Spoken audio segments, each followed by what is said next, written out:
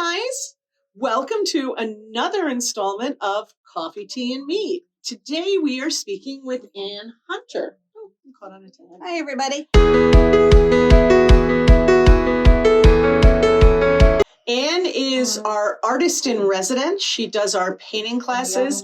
I am not an artist. I took a painting class with Ann, and I gave it as a gift, and it was well received. So for those of you who say you can't paint, trust me, this is the woman who can get you there. And we're going to do kind of like what we always do with these. We're just going to have a little conversation and find out a little more about the artist Ann. So Ann, welcome.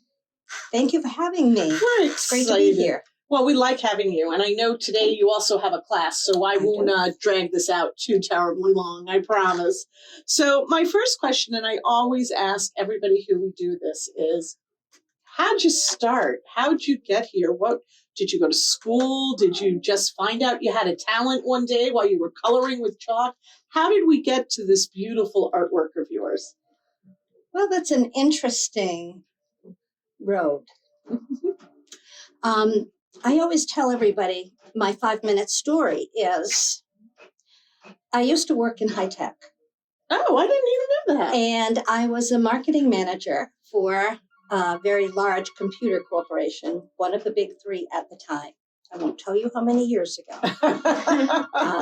And I tell everyone, I used to make a lot of money, but I didn't have a lot of fun. So I decided that marketing, it's a high burnout business, and I needed to do something different. So I just had the opportunity to leave and do my own thing for a little while. And I decided I was going to just go to the local store and take a couple of little classes. The local store became my store when the former owner decided to sell. And I bought a business that was retail giftware, art supplies, and classes. And that's what launched my little business. I don't make a lot of money, but now I have a lot of fun. Did you paint as a child? Were you good in art class? I had an art teacher tell me I was better off coming up with a different creative outlet, which became quilting, so I'm okay with that. Really? But bad teacher. That's what I always say. Yeah. Bad teacher. Because everyone has talents they have no idea that they should explore, because I know growing up with me, you couldn't do art as a living. I mean, right. It was unheard of. But I always doodled, I always colored, I always created. But I also was schooled by family.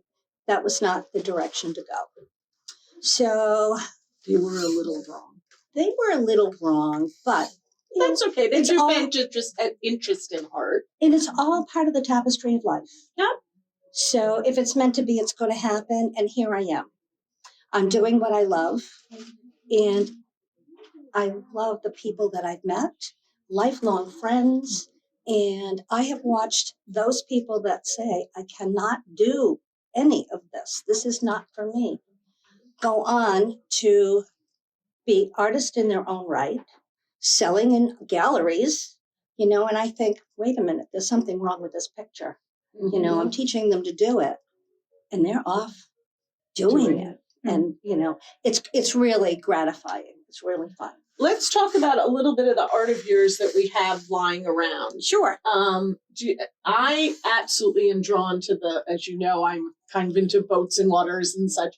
This palm tree and the sailboat, is that something from a photo, something you saw on a vacation, something from your brain you just thought would be, let's just do that? I'm always fascinated by how that gets from somewhere to your hands onto canvas.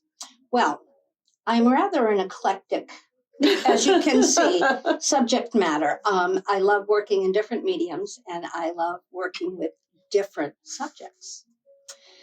This is actually Florida.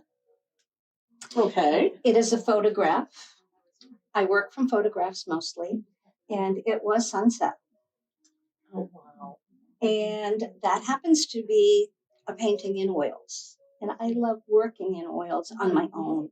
The Gibson, I call it the Gibson girl bear. That is colored pencil.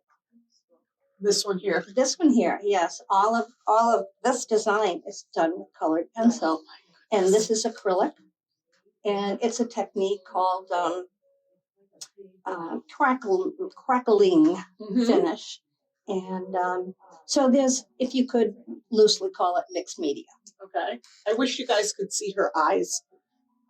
They are just, their eyes, they're expressive. They're expressive eyes. They're not just circles. It's kind of like the fox behind you. The eyes are very expressive. That's wonderful. And I think that in portraiture particularly, it's important to have the expressions. And the eyes are, what do they say? The mirror to the soul. So you need to spend time with that. Other things you can fudge around, but eyes are very important in portraiture. True. And the barn, which is a little sort of reminiscent of the class we're going to do. Not the same, but you know me in winter scenes. I love winter scenes. Is that's also from a photograph, or? That is something that I conjured up. No photograph. I was asked to do a demonstration, and it turned out to be 4 seasons, same scene. But how can you?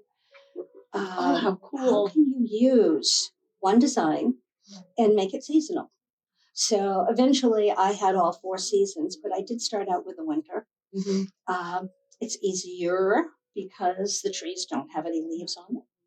Okay, yeah. The evergreens in the background are kind of misty and soft. The white birch looks like a white birch, and the snow looks like snow. I was in Vermont this week, and that's what it looks like. Exactly. Lots of it, right? Yeah, not enough, but some people won't like to hear that from me.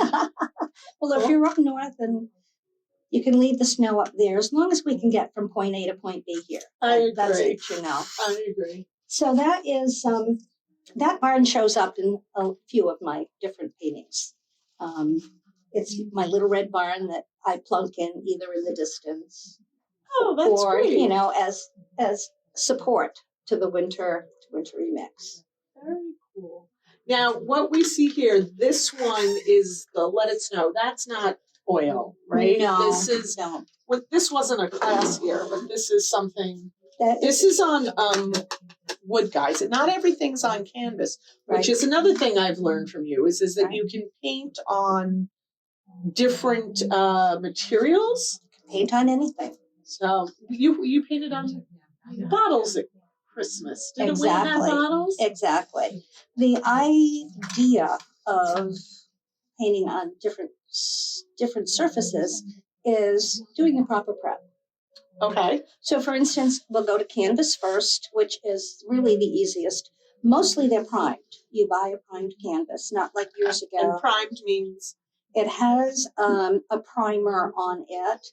Most likely it's gesso, which is a chalky primer. So it makes it more acceptable for the paint that you're going to put on top of it. Yes. Canvas has a woven, if you have real canvas, it has a woven surface.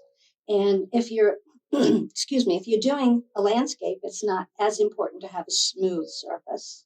But if you're doing a portrait, you don't want the facade or the visage to have pockmarks in it. You want a nice smooth. Okay.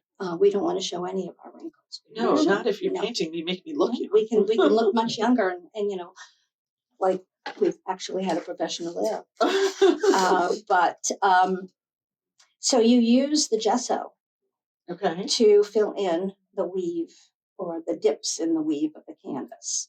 If you're working on wood, primarily you work on inexpensive cuts of wood, pine, balsa, plywood.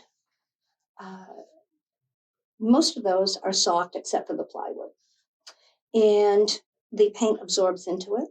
So it's hard to blend. It's hard to move your paint. And you can see I talk with My my hands. hands. Sorry. You're an artist. We all do. I hold things so that I don't distract. Well, that's good. I should sit on mine. But try and talk and sit on your hands if you're this expressive person. You need to put a sealer on it. So what it does is it makes it less porous, and your paint adheres, but it doesn't absorb into the surface. And that must help you keep your color and your Yes. all the things you need. This is I'm a snowman person. Winter's my favorite season, so that's We get a beautiful. variety of snow people. Yep. The snowman up Up there there. is it's on a journal. Let me get that down for you guys. Hold on. That's a journal cover.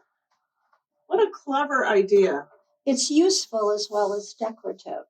And this is the background color. Okay. So I did not have to paint it, but I did have to prep it. Okay, so with a clear color. Yes, I put a clear sealer on this, like I would on a piece of wood. Okay. So again, this accepts the paint. Yep. Because this is, I'm sure it's a vinyl type thing or a plasticky type thing. If I didn't prep it, the paint would actually slide, and in cases just peel off. So. And is this motif something you could teach somebody to do? I mean, this seems a lot easier than, let's say, the panda or the flowers. I mean, I know you can teach anybody to do anything. I am absolute proof of that. I wish I had my painting here. But is there something that's maybe easier that someone could be more successful at in the beginning? This is easy. It's not a truly difficult thing. However, believe it or not, this is much easier to paint and more basic than this. Why? Oh, well, you ask. I do ask. Okay. This whole panda. Because this looks like fur. Yes, but it's a stippling technique. You use a brush that's soft and fluffy, and you actually stipple him all in. This is all the background in here. This is just a tiny little bit of stippling to give the effect that the body is in there. Wow, I would have bet somebody that would be much harder, because to me, I see a shoulder, I see his chest, I see his fur. Little ears there. Little ears. The most difficult thing about this, well, again, there's the eyes. The eyes, yeah. They look like marbles. And they do, beady eyes. Pandas, well, all bears have very small eyes compared to the size of their and shape of their bodies. The most difficult thing is putting the branches in, because you want to give them texture and you want to give them varied colors, which gives the impression that they are indeed three-dimensional, even though they're not. That's amazing. All right, so I could keep talking technique-y things like this, but we need to.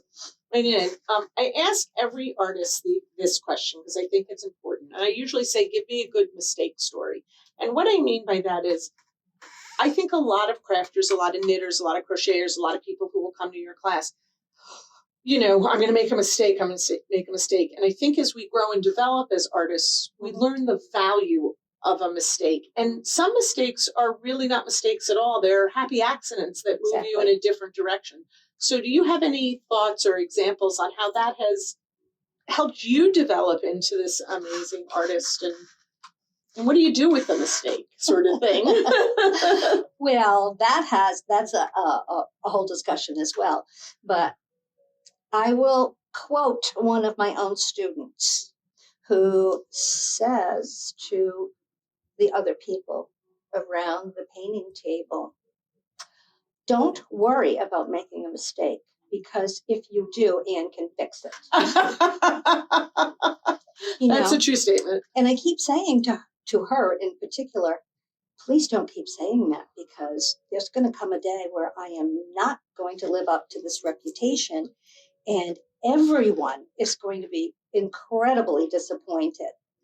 But the lesson taken from that is, the silent message is, relax, enjoy it.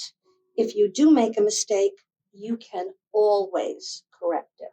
Sometimes it's more valuable to make a mistake and figure out your way out of the situation in some cases. I agree with that.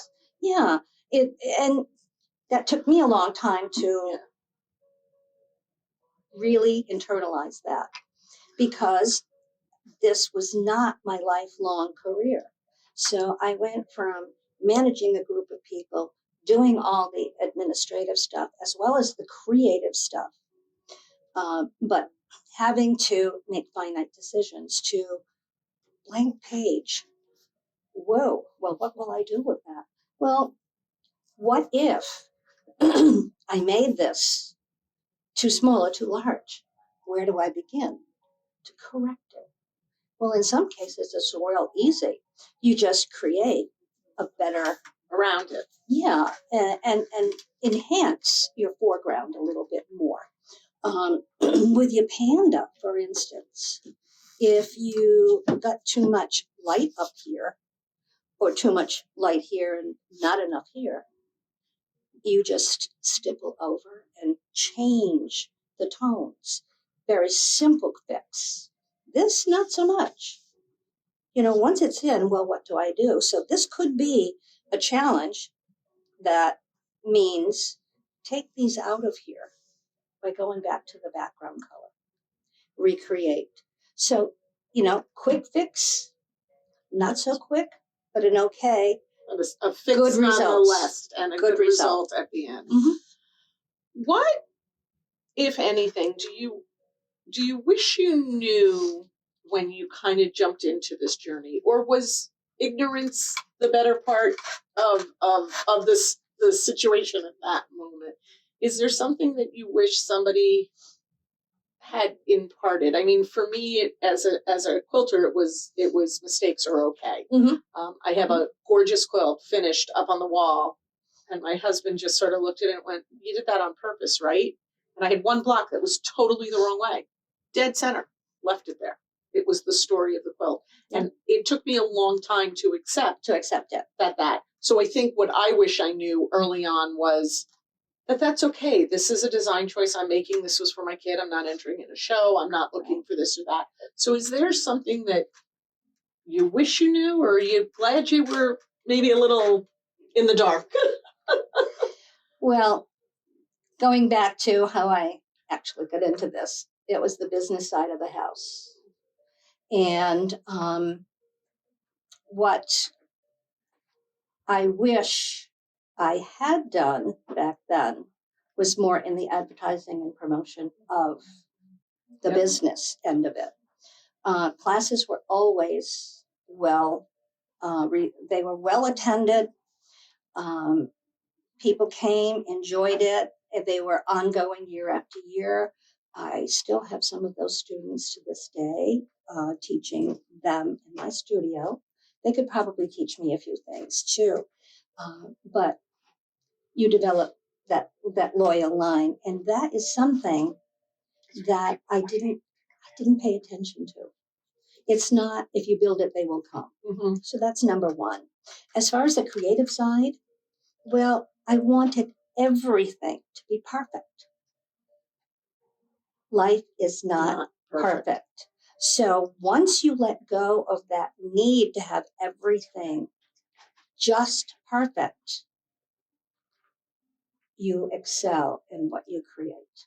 That's great advice. And that's an advice for everybody, whether you're a knitter, or a crocheter, a weaver, a painter, a potter, a jeweler, a spinner. Life isn't perfect. Art isn't perfect. It's what you bring into it and how you envision its final project. Well, Anne, thank you so much for sitting down with us. I love meeting the artists. I learned all sorts of new things from you today. Great. We want to remind you guys that Anne does classes here in the store. Usually, correct me if I'm wrong here, you start off with some sort of sketch on whatever. They don't have to start from scratch. You give them sort of a step up. They get a template. I'll call it a template. Okay. One of my, I teach at a senior living center, and one irreverent one of my students who comes every single class, loves it. She says, "This is like painting by number." So not quite. I've done it. It's not quite that, but it is a step-by-step process. Yes. But you come to class and you have a background painted, and the outline of what you're going to create for the design of the day. We only have 2 hours. Right. So it's not possible to start from a blank canvas. So I help that along. I do the drudge stuff that's no fun, and then I bring the fun part to the class. And it is fun. So check out our website. Keep checking us out on YouTube.